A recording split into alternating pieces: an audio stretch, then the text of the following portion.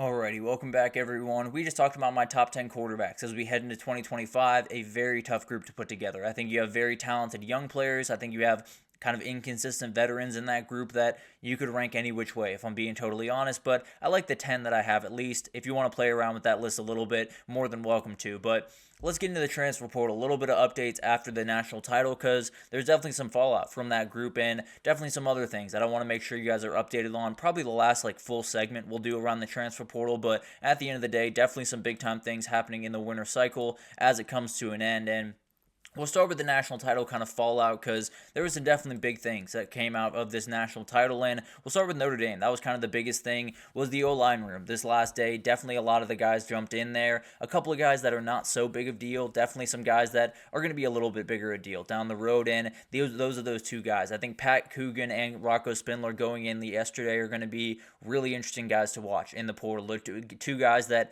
I think a lot of SEC teams will be in for these two. I think Texas will be a team to watch for Coogan, as well as Georgia, as well as maybe LSU, Tennessee. So a lot of teams that are going to need that offensive line help. Both these guys are multi-year starters. I think they're going to be very effective on whatever team they find next. Now, how it affects Notre Dame, I don't know if it hurts too much, if I'm being totally honest. You talk about the depth they have at the offensive tackle position and really the interior position with Rocco Spindler moves on. Probably going to be Anthony Knapp that moves into the tackle or the guard position. And then you have the tackle with Emil Wagner and maybe Jagusa. So going to be interesting to see what happens with that offensive line for Notre Dame. I don't think this is a death march by any means. I don't think any more guys are leaving, and I don't think these guys left for any other reason that they probably weren't going to play quite as much as they played this year. So that'll be an interesting thing to watch. Definitely some guys that you didn't want to lose if you're Notre Dame, especially Pat Coogan. But overall, I think it's going to be a group that's going to be more than fine going into 2025. And then another name to watch is Jaden Thomas, a wide receiver for them that's very, very physical, very talented kid, a kid that I like a lot. And then Auburn and Cal are the two teams to watch. Sounds like he set up visits at both those places over the next week or so. This is going to be a very great piece. I think if you add him to Auburn, I think he could be an awesome piece on the outside blocking concepts. And then for Cal, that guy right there, actually, Devin Brown over at Ohio State made his decision. He is off to Cal to be the starting quarterback there. I assume the starting quarterback there. And then you had George Fitzpatrick, the offensive lineman, Mitchell Melton, one of the defensive players, go to KSU and Virginia respectively. Not necessarily huge names. Walking out of Ohio State, there will be plenty of huge names that we'll talk about with the NFL draft with them. So overall, not necessarily hit huge, super hard if you're Ohio State, but Devin Brown throwing to Jaden Thomas would be something to watch over at Cal in 2025. And as of right now, that's probably where I bet on if I'm Jaden Thomas. We'll see what happens in that group, and definitely going to be an interesting thing to watch. Those offensive linemen for Notre Dame are two that we'll talk about probably next week and see where they end up landing, because definitely some teams that need some offensive linemen right about now. And then you got some fallout from the past couple of rounds, and Omari Evans is kind of the main one among that. Washington gets a very nice pickup here, and I did misspeak yesterday. I had totally forgotten that Jonte Cook has left the Washington program. They have parted ways after about 48 hours when he was there, so a little bit of an interesting situation there. We'll talk about Jonte Cook here in a second.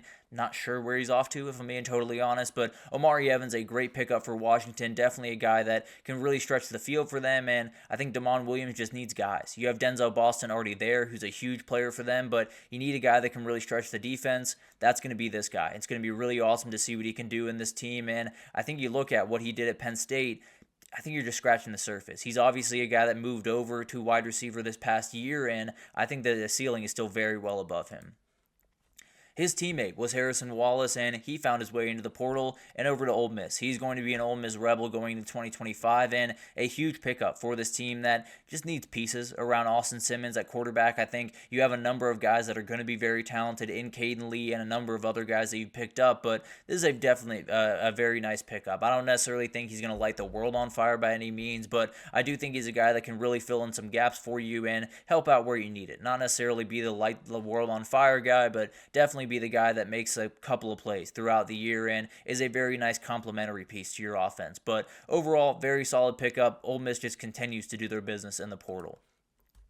Then we'll get to Jonte Cook. With him leaving Washington, I don't really know where he's off to. And frankly, he's probably going to have to wait until after spring, which puts him behind the 8 ball. No doubt about that. And I think it's going to be an interesting thing to watch. There's no doubt about that. He's not going back to Texas, I can almost promise you that, but it'll be really interesting to watch where he ends up. And very talented kid. There's no doubt about that. You wish it would have worked out a little bit better for him at Washington and really better for him at Texas in a lot of ways, but at the end of the day, very talented kid, and wherever he ends up, he can be a player in 2025. It might have to wait a little bit longer than he would like, though.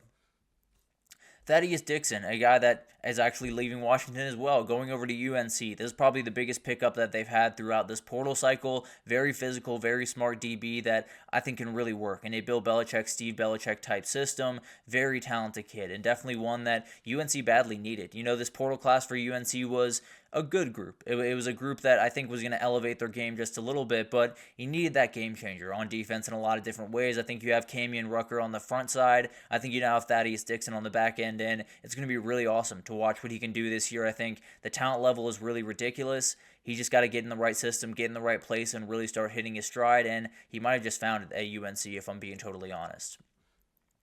Star Thomas is the guy that I really like. I think Tennessee got a huge one here, and we'll get into some of my favorite portal pickups next week because definitely some guys that I really want to highlight in. This might be one of those guys, if I'm being totally honest. Over 1,000-yard rusher over at Duke last year, and I think he can be very dangerous in that Tennessee offense. Very talented guy that I think just hasn't burst onto the scene because of where he was playing. He won't be Dylan Sampson. I can almost promise you that. He won't be quite to that level next year, but he absolutely will be a great player and definitely is a great piece for Tennessee to pick up at this late in the process.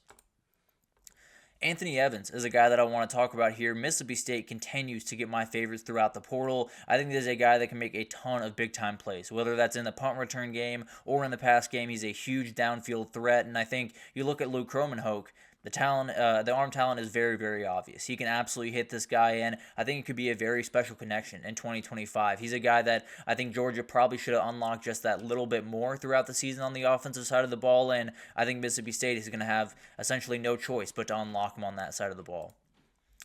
Then I do have Damon Wilson here. I think Missouri needed this one very badly coming off the edge. A very talented kid coming out of Georgia. Sounds like Texas made a late push. Ohio State was very firmly in this one, but it sounds like Missouri won the NIL battle in this one. So huge for Eli Drinkwitz. Definitely a win that they very badly needed, and a guy that is going to start for that team. I can absolutely promise you that, especially with Williams-Nwaneri walking out the door. You got a guy that's going to walk in here and definitely compete for one of those starting jobs and maybe burst onto the scene in 2025. Very talented kid that was stuck behind some ridiculous players at Georgia. It'll be interesting to see. It'll be very interesting to see what he can do in 2025. And then you got Emmanuel Pregnon, a very talented offensive lineman, and Oregon's done work at the offensive lineman position. Picked up Isaiah World, the offensive tackle, and now gets a guy on the interior that can be a huge bunch of help. I think this might be the best of the bunch. You have two guys that are coming up from the group of 5 level at offensive tackle. Now you have kind of that anchor in the center of that offense. Very talented kid, and definitely a kid that could really burst onto the scene in 2025 and end up being an offensive lineman, maybe first rounder at the end of the next year. The top transfer portal pickups, will do a little bit of a wrap-up here before we end this thing off, and Carson Beck, John Mateer kind of set things off. The quarterbacks in this group are really fun. I think you look at Carson Beck and John Mateer, you see two very consistent, two very smart, two very veteran quarterbacks, and then Luke Kromenhoek, the young star that could really develop into something special. I think he's a very, very young player. I realize I put FSU there. He's going to Mississippi State. Apologies for that, but very talented quarterback that absolutely will be a very talented player for Mississippi State. Will he hit his stride in 2025? I'm not necessarily sure about that, but definitely will be a very talented player, and I think in 2026 could be one of the better quarterbacks in the SEC. Then you have the wide receiver talent that was just all over this group, but especially in the top end, you have Eric Singleton and Deuce Robinson here, a duo that's about as good as you'll find in the country. And then you got Nick Anderson. You got a number of other guys in the back end, Barry and Brown, another one that really did some incredible things throughout this year. And the wide receiver talent was very obvious going in, and it's been incredible to watch those number of guys come off the board. And Auburn picks up, I think, their wide receiver 1 for 2025. I think FSU does the exact same thing. And then you got Damon Wilson, Prince Will Emmanuel, and Patrick Payton that are kind of leading the way defensively on this one. And elite players. There's no doubt about that. I think Patrick Payton is going to be one of the better edge rushers in the entire SEC next year. And I think when you look at Manuel, when you look at Wilson, two very talented guys that I don't think has hit their ceiling by any means. So going to be really interesting to watch what those guys can do. Really talented top of this class. And I think you look beyond that, still some very talented guys. And then Patrick Kudos, one that Ole Miss very, very badly needed from Arkansas. And then the top 10 classes as we kind of close the book on the winter portal. LSU leads the way. Ridiculous what they've been able to do. They needed the offensive line. They needed the back end, and they did that in no uncertain terms. Josh Thompson comes in from Northwestern. You have Mansour Deline. You have Jakeem Jackson. Very talented players that absolutely will help out this defense. And then Ole Miss is doing what they're doing. No doubt about that. Texas Tech will be one to watch to see if they have any holes as you head into spring. And then Auburn, Miami doing some big-time things. And definitely some teams that will be really interesting to watch how those portal guys fill in initially, because lost some big time guys on all those teams. And then Kentucky doing kind of a stabilizing year that I think could be a really fun group. I don't necessarily think it's going to be a great group by any means, but definitely will be an interesting team to watch. You have Florida State, needs to hit in every sense of the word. Same thing with Nebraska. And then Missouri is a team that didn't necessarily have the year that they wanted. They very badly need to turn a corner in 2025, and we'll see if they're able to do that. And then A&M has done an incredible job at the wide receiver position. Definitely going to be a team that's going to be really awesome to watch. But overall, this is probably the last time we'll really get into the winter portal, and we'll obviously revisit it at some point. But overall, it's going to be really awesome to watch what happens with these last couple of guys, especially the offensive linemen over at Notre Dame. And then it's going to be awesome to watch, what else happens in spring, because we are not nearly done with the portal cycle throughout this year, and we'll see what happens in that spring portal cycle. For the winter one, we're pretty much closing the book. We'll obviously update you once those offensive linemen have made their decision, once a lot of different things have come off the board. But overall, it's going to be a really interesting thing to watch as we go throughout spring, and you have to imagine there's going to be some explosive in spring as well. But we'll take our last break here, and when we come back, do a little bit of a wrap-up at the end of the week. We have Al Golden getting hired by the Bengals. You have the NCAA hitting Dion with a violation. You have the ACC looking for a new conference title, and a couple of different things that we'll talk about right after this, so stick with us.